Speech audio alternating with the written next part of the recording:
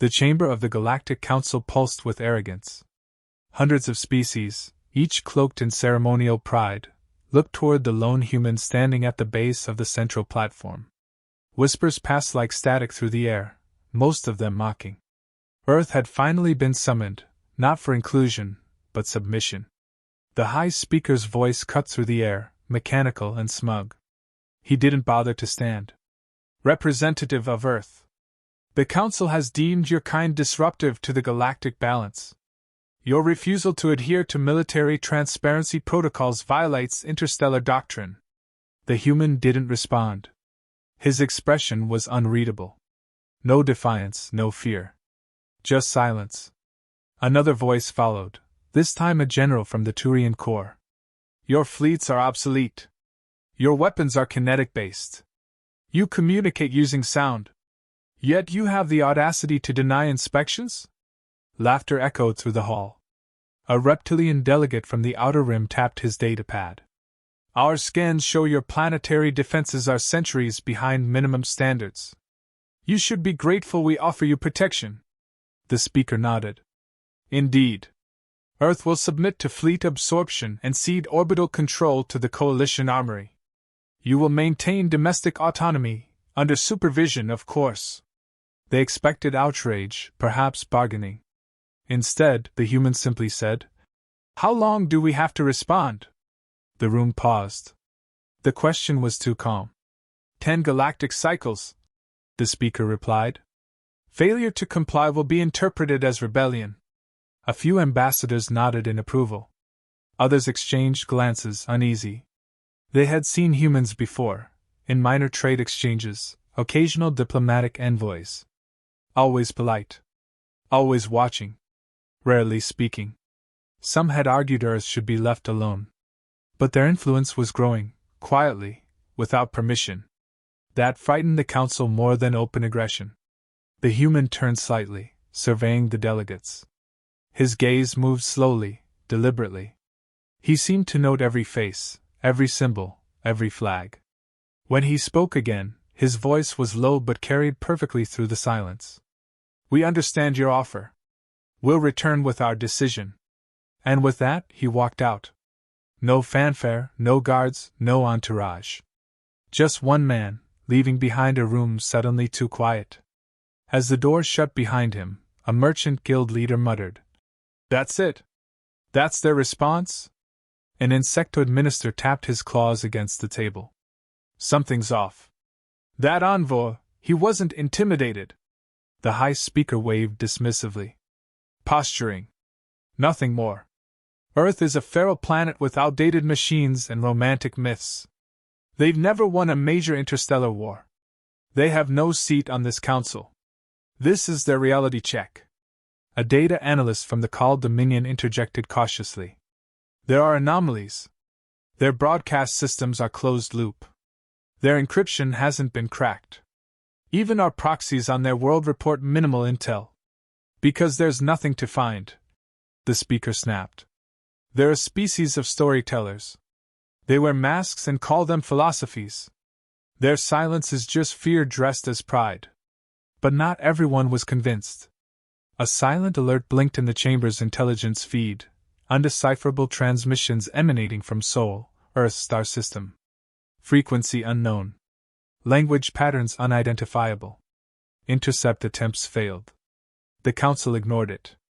A week later, military fleet designations were updated to include Earth's system as a containment zone. Patrols were scheduled. Diplomatic liaisons prepared annexation templates. The plan was procedural, efficient, predictable. 10 days. That's what they gave Earth. 10 days to kneel. The assumption was simple. Earth would weigh its options, recognize its inferiority, and accept limited sovereignty. It would join the long list of planets that bowed to the Council's authority with minor resistance and eventual compliance. What they never imagined, what none of their models could predict, was that Earth hadn't been waiting to be noticed. Earth had been preparing to be ignored. This entire time, while the Council debated its own importance and policed lesser civilizations, Earth had remained in the shadows. Not because it was weak, but because it knew better than to roar before it had fangs to show. Now, on the edge of forced assimilation, humanity wasn't scrambling to react. It was calculating. And when the countdown reached 0, the galaxy would find out what that silence had been hiding. The Council's command chamber dimmed as the intelligence feed shifted to the classified channel. A projection hovered above the table, an investigative report compiled by covert observers stationed on Earth for over 30 cycles. The contents, however, were frustratingly sparse. They use outdated satellite systems, yet shield their data cores like they expect gods to hack them, said Director Verne of the Arkan Bureau. Surface-level tech is public theater. Beneath it? We know nothing. The analyst beside him tapped a file labeled Obsidian Protocols. Every surveillance AI we send suffers spontaneous code collapse within minutes. One even self-destructed. No other species has triggered that.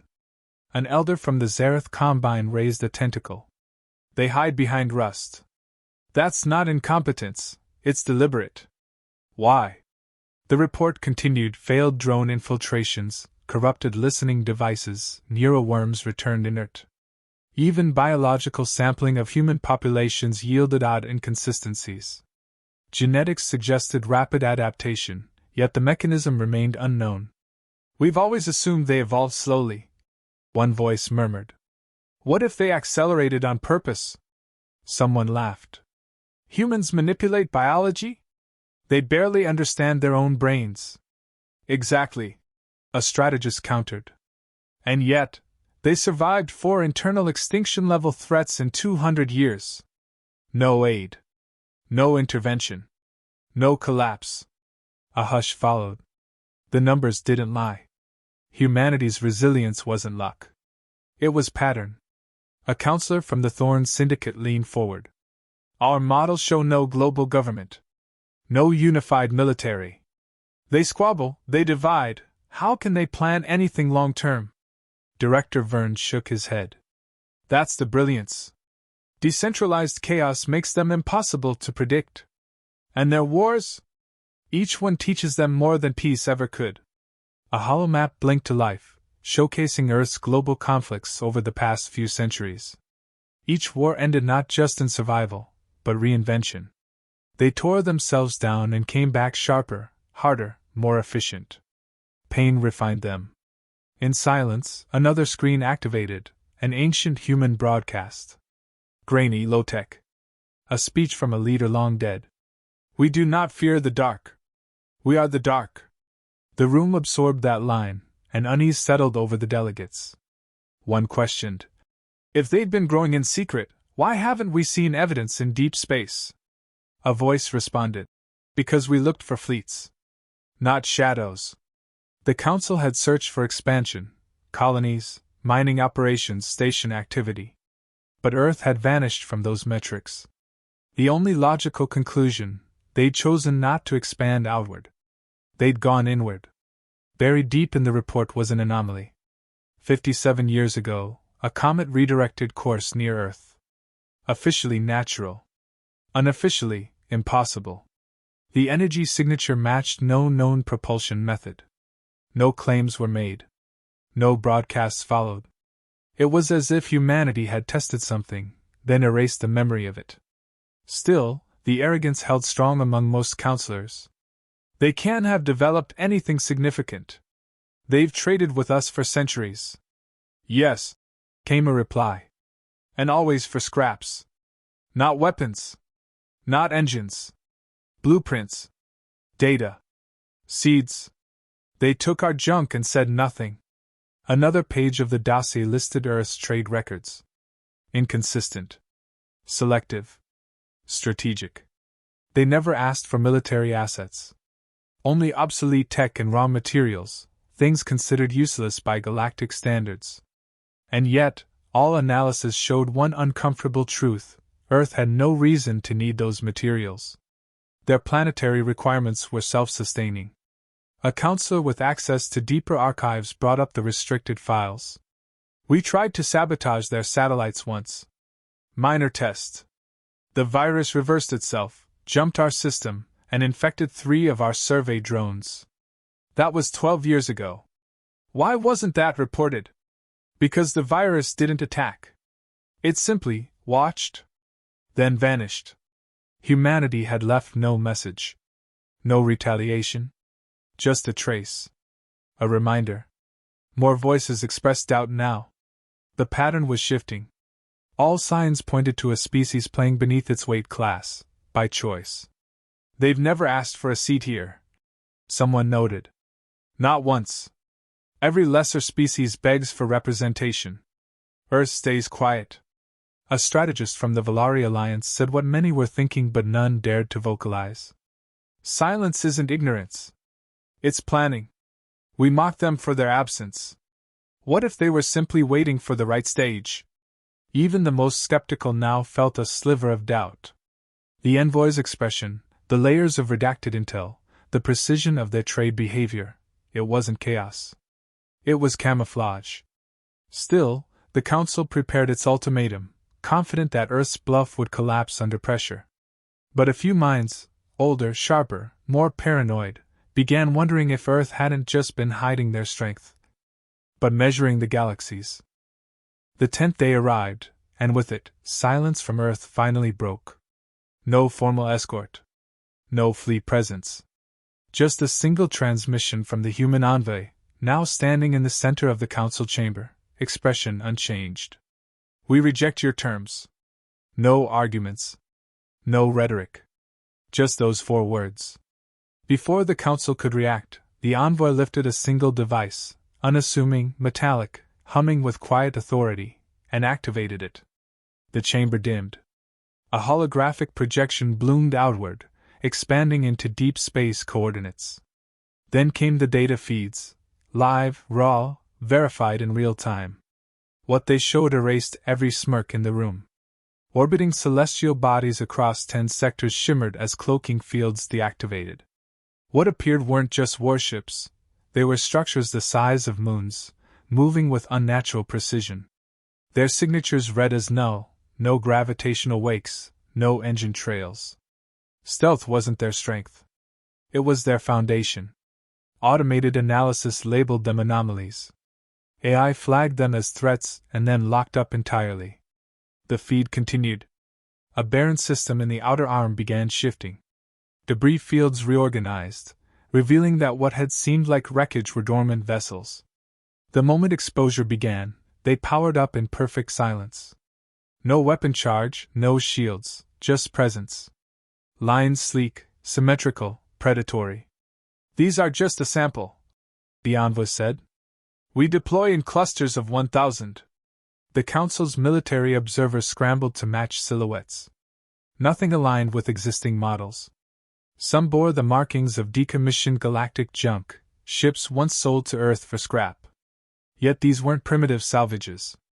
They'd been rebuilt. Reinvented. Reinforced. An artificial ringworld blinked into view, a superstructure humanity had never claimed, never even mentioned. Its surface glistened with deep core alloy, and its center thrummed with a stabilized wormhole.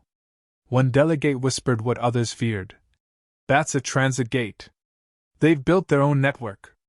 Every jump gate in Council space had just been rendered obsolete. The hologram switched again. This time to a planet-sized forge orbiting a gas giant. It converted raw hydrogen into hyperdense plasma shells, storing them in quantum stasis. The weapon system attached to it was silent but functional. Capable, if estimates were correct, of piercing planetary crusts in a single strike. The envoy continued without pause. We acquired your discarded tech over 200 cycles. Every flawed drive. Every outdated AI core. Every abandoned theory. We studied your mistakes and made them final drafts. Someone finally spoke, a nervous admiral. This violates every protocol. No civilization has clearance for these weapons. The human didn't blink. We didn't ask? A third projection came online. Galactic strongholds, previously considered impenetrable, shone surrounded. Earth's fleets were already there, cloaked and still. Some had been in position for years. The maps weren't speculative. They were live. This isn't an invasion, the envoy said. We've just been present. Observing. Calculating. A council elder tried to raise a protest, but stopped halfway as the realization set in: this wasn't aggression. This was disclosure. And Earth hadn't fired a single shot. You thought we were building an army, Bianva said. We weren't. We built deterrence. One that requires no deployment. You're already encircled. All systems in the chamber were now frozen. Communications outside had been rerouted. The Council, for the first time in centuries, had no voice beyond its walls. The envoy placed the device back on his wrist.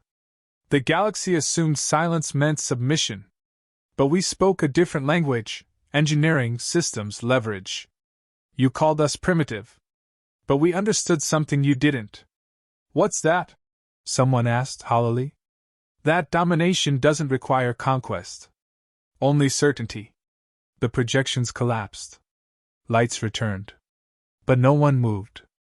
The Council was paralyzed not by war, but by inevitability. The envoy turned. We won't take your territory. We won't demand seats. You will govern your systems as before. But know this: any motion toward Earth, any aggression, any threat, will activate systems already buried beneath your stars. He walked away without waiting for permission, his final words hanging like a guillotine. We didn't come to join you. We came to correct your mistake. Alarms triggered across multiple systems the moment Earth's envoy departed. Command fleets attempted to reposition, but coordination collapsed within minutes. Navigation algorithms failed mid-jump. Tactical grids flickered, distorted, then went dark. Crews reported phantom inputs, commands issued without internal authorization. Then the truth surfaced.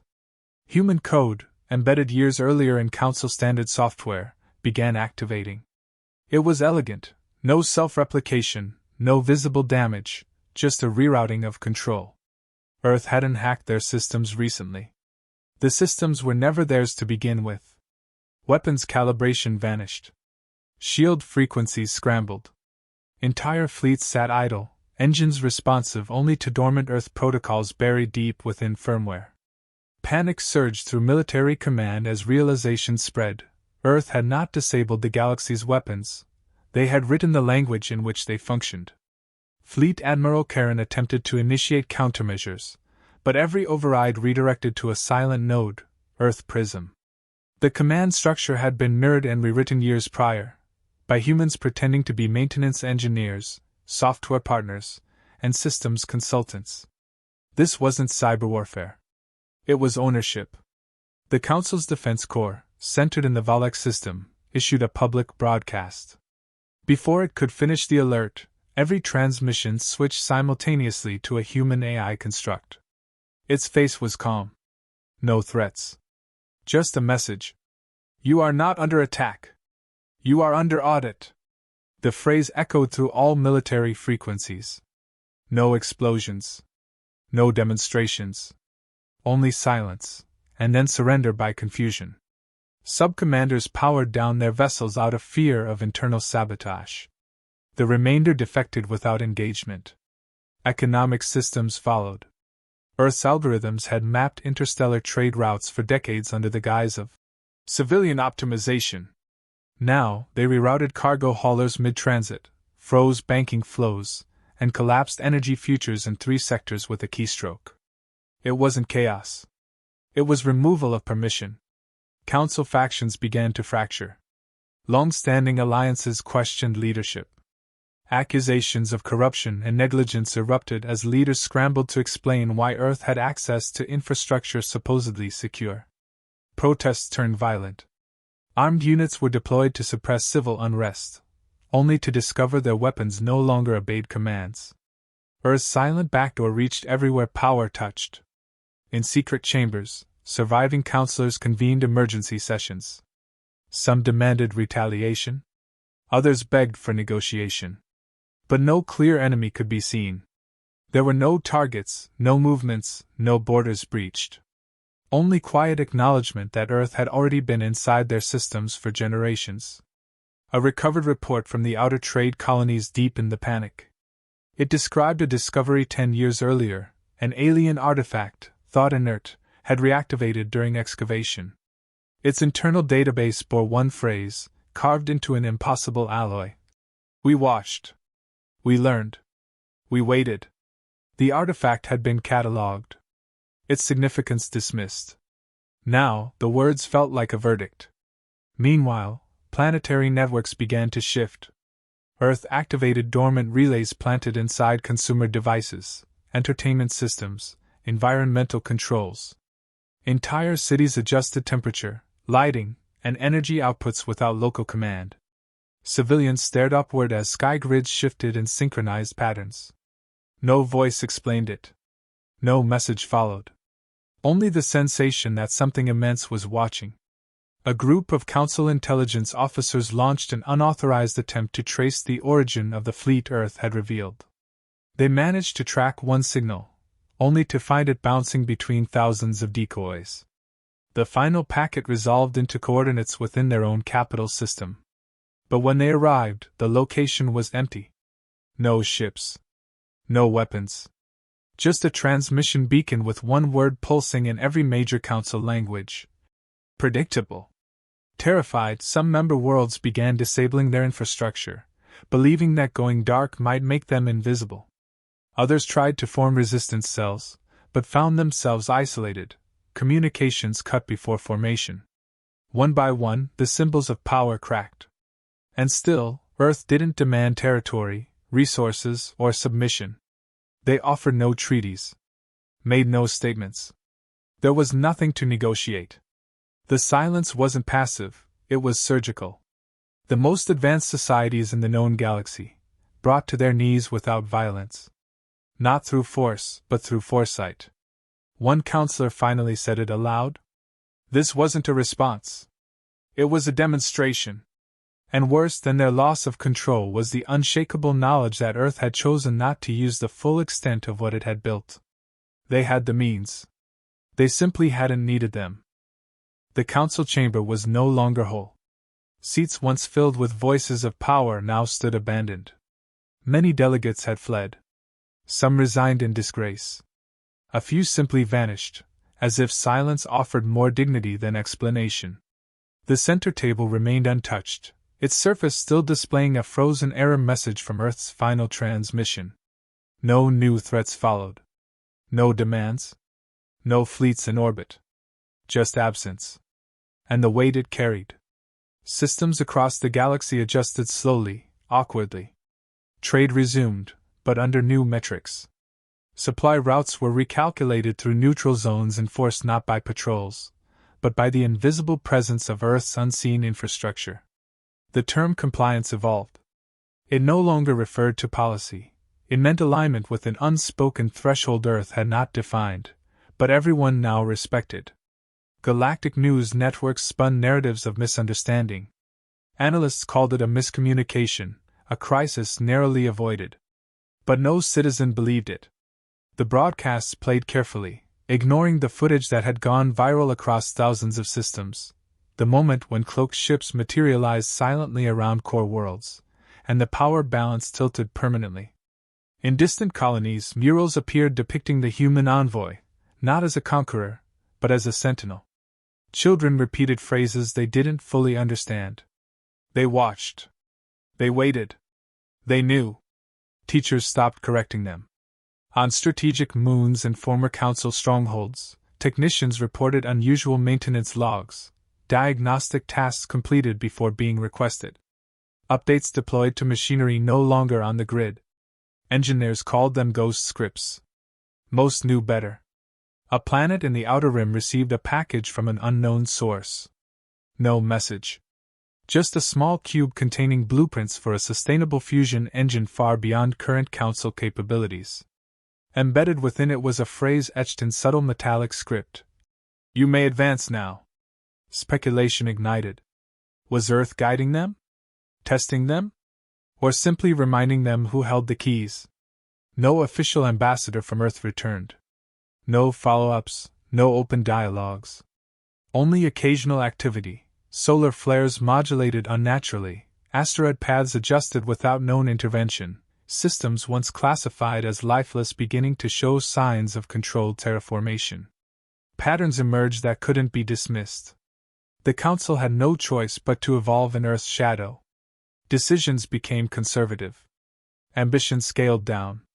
Old rivalries dissolved, not from resolution, but from fear of mutual exposure.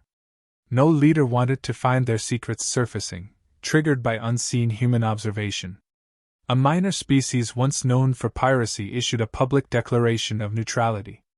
When asked why, their spokesperson simply replied, "We think they're still listening." Surveillance budgets tripled. Security audits became routine. And yet, no one could guarantee Earth wasn't already there, embedded, silent, reading every directive before it was enacted. Philosophers debated Earth's motives endlessly. Was this dominance? Protection? Deterrence? A moral framework disguised as technological superiority? No consensus formed. The only truth accepted across all worlds was this: Earth had ended the age of assumption. One by one, member species dismantled ceremonial military programs. Fleets were decommissioned without discussion. Elite academies rewrote curriculums, focusing not on warcraft but on systems theory, cryptography, and asymmetric thinking. They didn't fear Earth's weapons. They feared Earth's understanding. An academic journal circulated from a fringe moon, The Paradox of Human Mercy. It argued that the most terrifying part of Earth's revelation wasn't the scale of their reach, but their restraint. They had won completely and yet taken nothing. Near the Council's central archive, an anonymous monument appeared overnight. No construction logs. No authorization. It was a black obelisk, surface reflective, unmarked except for a single inscription. "We never wanted your thrones. Only that you stopped pretending we needed them." The monument was never removed. Galactic culture shifted. Caution replaced conquest. Transparency emerged not from ethics, but from the fear that somewhere, buried within every system, was a human mechanism measuring behavior. Some called it peace. Others called it a pause. But in the dark spaces between stars, ships continued to move without trail. Observatories detected faint readings, patterns just beneath visibility, vanishing when scanned. The galaxy had changed, not by war, but by revelation. And still, no one heard Earth speak again. They didn't need to. Because once a species proves it can erase your defenses, rewrite your protocols, and vanish without a sound, it doesn't need to roar. It just needs to be remembered.